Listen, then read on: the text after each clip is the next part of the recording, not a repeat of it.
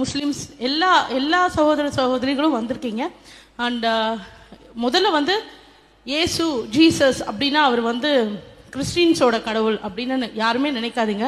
அவர் மனுஷராக பிறந்து மனுஷருக்காகவே இறந்து மறுபடியும் உயிர் தெழுந்து மனுஷருக்குள்ளே வாழ்ந்துட்டு இருக்காரு. அவர் மனுஷங்களோட கடவுள். ஆண்டவரை நான் எப்படி அறிஞ்சேன் அப்படின்னு நான் சொல்லணும்னா, நான் வந்து ஒரு ஹிந்து ஃபேமிலி தான் நான். அண்ட் நாங்கள் நம்பூத்ரிஸ். ஸோ வந்து நான் ஹிந்து அப்படின்றதுல நான் ரொம்ப பெருமைப்பட்டேன். அண்ட் உண்மையாக சொல்லணுன்னா எனக்கு ஒரு கிறிஸ்டின் ஃப்ரெண்ட் கூட கிடையாது. ஏன்னா எங்கள் வீட்டுக்கு வந்து கிறிஸ்டின் ஃப்ரெண்ட்ஸ் யாராவது வந்துட்டு போனாங்கன்னா எங்கள் பாட்டி வந்து தண்ணி தெளிப்பாங்க அந்த இடத்துல. அண்ட் அவங்களோட சேராத, ஏன்னா அவங்க உன்னை மாற்றிடுவாங்க அப்படிலாம் சொல்லுவாங்க. அதனால உண்மையாலுமே எனக்கு வந்து ஜீசஸ் தெரியாது. ஸ்டோரி தெரியும், பட் ஆனால் ரொம்ப டீப்பாலாம் தெரியாது. அண்ட் நானே சொல்லுவேன், அவரே கடவுள் தானே, அவரை ஏன் அவர் காப்பாற்றிக்கல அப்படியெல்லாம் ரொம்ப திமிரா ஆணவமாக பேசியிருக்கேன்.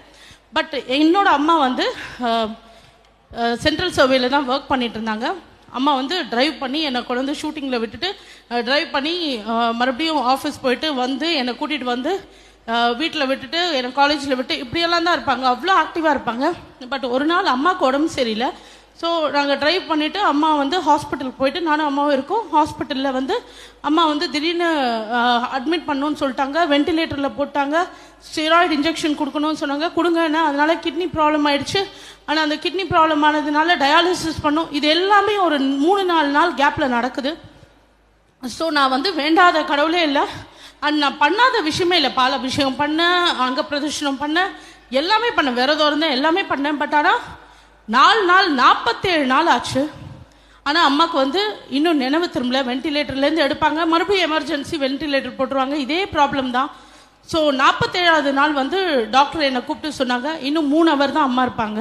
ஸோ 3 hours நீங்கள் வந்து எல்லாருக்கும் சொல்லிடுங்க, உங்கள் ரிலேஷன்ஸ் எல்லாருக்கும் சொல்லிடுங்கன்னு சொல்லிட்டாங்க.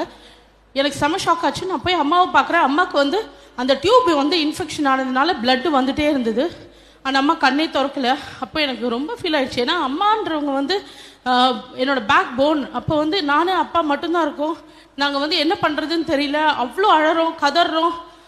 3 hour என்ன பண்ணுறது, என்ன எப்படி ரியாக்ட் பண்ணுறதுனே தெரியல.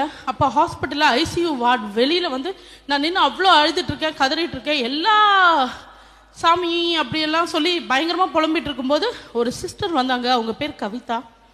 அண்ட் அவங்க வந்து என்கிட்ட வந்து சொன்னாங்க, இந்த மாதிரி நீங்கள் ஏன் ஜீசஸை பிலீவ் பண்ணக்கூடாது அப்படின்னு ஃபஸ்ட் டைம் கேட்டாங்க. அப்போ நான் சொன்னேன், என்னங்க நான் வந்து பரம்பரையாக இருக்கேன், எங்கள் கடவுளே வந்து காப்பாற்றல. நான் வந்து அவரெல்லாம் வந்து பயங்கரமாக திட்டுவேன். என் ஃப்ரெண்ட்ஸ் கூட இல்லை எனக்கு. நான் அவரை இப்போ கூப்பிட்டு அவர் எப்படிங்க வருவார், அது எப்படி அவர் பண்ணுவார் எல்லாம் கேட்டேன். அப்போ அவங்க சொன்னாங்க, கிடையாது, ஜீசஸ்ன்றவர் ஒவ்வொன்றுக்கும் ஒவ்வொரு ஸ்பெஷாலிட்டி இருக்குது. கண்ணுனா கண் டாக்டர் தான் பார்க்கணும், ஹார்ட்னா கார்டியாலஜிஸ்ட்டை பார்க்கணும், நெஃப்ரோ, அந்த மாதிரி ஒவ்வொருத்தர் இருக்காங்க. உயிரை காக்கிற கடவுள் வந்து ஜீசஸ், அவர் தான் அதுக்கு ஸ்பெஷாலிட்டி. அதனால நீங்கள் வந்து பிலீவ் பண்ணுங்க அப்படின்னு சொன்னார். பட் எனக்கு பிலீஃப் இல்லை, அதனால எனக்கு தெரியாது. அப்போ அவங்க சொன்னாங்க, இந்தாங்க பைபிள், நீங்கள் வாசிங்க, கடவுள்கிட்ட அம்மாவை ஒப்பு கொடுக்குறேன், நான் நம்புகிறேன், இதை சாட்சியாக எல்லார்ட்டையும் சொல்கிறேன் அப்படின்னு சொல்லுங்க. அவர் வந்து உங்களை அங்க பிரதர்ஷனம் பண்ண சொல்ல, மலை ஏறி வர சொல்ல, அவர் எதுவுமே பண்ண சொல்ல, பிலீவ் பண்ணுங்க அவ்வளோதான் அப்படின்னு தான் சொல்கிறாரு. அப்போ நான் வந்து சரி ஓகே, இவ்வளோ ட்ரை பண்ணோம், பட் எதுவுமே சரியால, இன்னும் 2 hours தான் இருக்குது, நம்ம ட்ரை பண்ணுவோமே அப்படின்னு சொல்லி நானும் அப்பாவும் முட்டி போட்டு, நான் எவ்வளவோ தப்பு பண்ணியிருப்பேன், எவ்வளவோ உங்களை தூஷிச்சு பேசியிருப்பேன். பட் ஆனால் இப்போ நான் பிலீவ் பண்ணுறேன், நீங்கள் உயிரோடு இருக்கிற கடவுள் அப்படின்னா நீங்கள் வந்து உயிரையே காப்பாற்றுவீங்க, மரணத்துலேருந்து மீட்டு கொண்டு வருவீங்கன்றது நிஜம் அப்படின்னா, சத்தியம் அப்படின்னா, இந்த பைபிள் உண்மை அப்படின்னா, எங்கள் அம்மாவுக்கு வந்து நான் உங்ககிட்ட ஒப்படைக்கிறேன். எங்கள் அம்மா உயிரோட வந்தால் நான் வந்து இதை எல்லார்ட்டையும் சொல்லுவேன். பட் எங்கள் அம்மாவுக்கு ஏதாவது ஆச்சுன்னா உங்களால் தான் எல்லாரும் சொல்லுவேன். ஏன்னா எங்கள் அம்மா வந்து இந்த ஸ்டேஜில் இருக்காங்க. ஒருவேளை நான் இங்கே போனதுனால தான் எங்கள் சாமியெல்லாம் கவுச்சுக்குச்சோ, எங்கள் குலதெய்வம் வந்து பொங்கிடுச்சோ அப்படிலாம் நான் சொல்லுவேன். அப்படியெல்லாம் பயங்கரமாக அவரை பேசினேன். அண்ட் பைபிள் எப்படி படிக்கிறதெல்லாம் எனக்கு தெரியாது. ஸோ நடுவில் பேஜ் ஓப்பன் பண்ணுவேன், படிப்பேன், அண்ட் நடுவில் பேஜ் ஓப்பன் பண்ணுவேன். பட் ஒவ்வொரு வாக்கு தத்துவத்துமே ஒவ்வொரு நம்பிக்கை ஊட்டுற மாதிரி இருந்தது. பட் ஆனால் நான் நினைப்பேன், என்ன சொல்ல வராரு இவர் அப்படியெல்லாம் பேசியிருந்தேன்.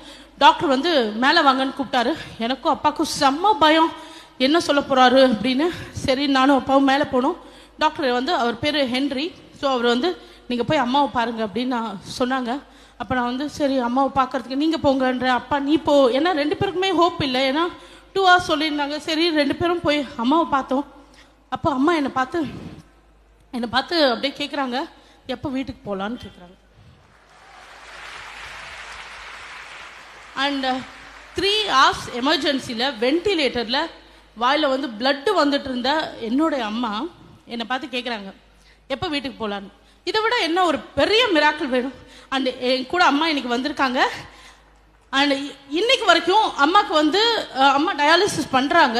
பட் ஆனால் அம்மா உயிரோடு இருக்கிறது ஆண்டவரோட பெரிய கிருபை. அவர் வந்து அதிசயங்களை காண செய்வேன் அப்படின்னு சொன்னது வந்து எவ்வளோ பெரிய உண்மை.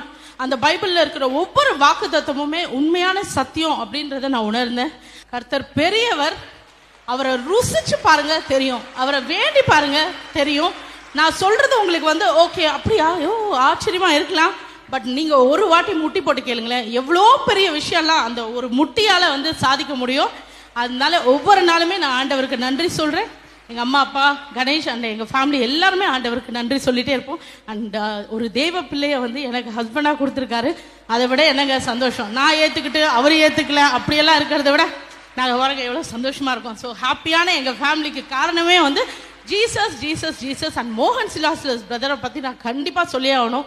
அவர் எங்கள் ஃபேமிலியில் வந்து ஒரு மூத்த பிரதர் அவர். ஏன்னா எங்கள் அம்மா உடம்பு சரியில்லை நான் வந்து சொன்னோன்னே நைட்டு 12 மணிக்கு அவர் ஜபம்லாம் முடிச்சுட்டு வார்டுக்கு வந்து எங்கள் அம்மாக்காக ப்ரே பண்ணார். அண்ட் டாக்டர் வந்து என்ன பண்ணுறது, டயாலிசிஸ் பண்ணுமா, என்ன வெயின் கிடைக்கல அப்படிலாம் சொன்னோன்னே அவர் சொன்னார், நியூ இயர்க்கு நீங்கள் வீட்டில் இருக்கணுமா? ஆமான்னு அம்மா சொன்னாங்க.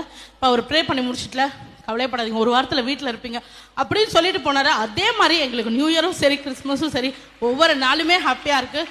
கோயம்புத்தூருக்கெல்லாம் வந்து அம்மாக்காகவும் எங்களுக்காக ஜெபிச்சிருக்காரு. ஸோ உண்மையான ஃபேமிலியாக அவருக்கு நல்லா தெரியும். அவங்க எல்லாரோட ப்ரேயர்ஸும் சப்போர்ட்டும் இன்னைக்கு மாதிரியே என்றைக்கும் எங்கள் ஃபேமிலிக்கும் அண்ட் எங்களோட ஃபிலிம் இண்டஸ்ட்ரிக்கும் கண்டிப்பாக வேணும்.